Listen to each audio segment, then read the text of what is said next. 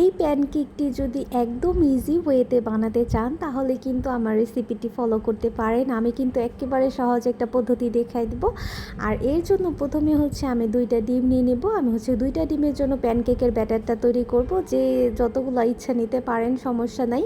তবে একটা ডিম নিলে খুব একটা ভালো হয় না, 2টা কিংবা 3টা এরকম নিলে ভালো হয়। তারপর হচ্ছে ডিমগুলো মানে ডিম 2টা আমি হচ্ছে হ্যান্ড বিটারের সাহায্যে বিট করে নিয়েছিলাম। তারপর এটা যখন একটু ফর্মি হয়ে গেছে তারপরে আমি দিয়ে দিয়েছিলাম স্বাদ মতো চিনি, তারপরে হচ্ছে রান্নার অয়েল।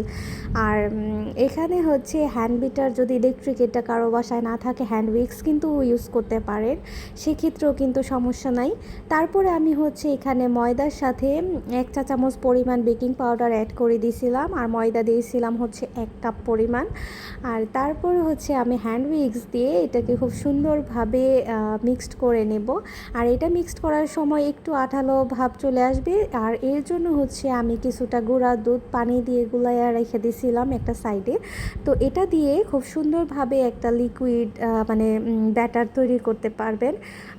মানে যতটুকু পরিমাণ প্রয়োজন হয় ততটুকু পরিমাণ দিয়ে নেবেন। ওরকম একটা ঘনত্ব যখন চলে আসবো তখন এটা পারফেক্ট একটা ব্যাটার তৈরি হয়ে যাবে।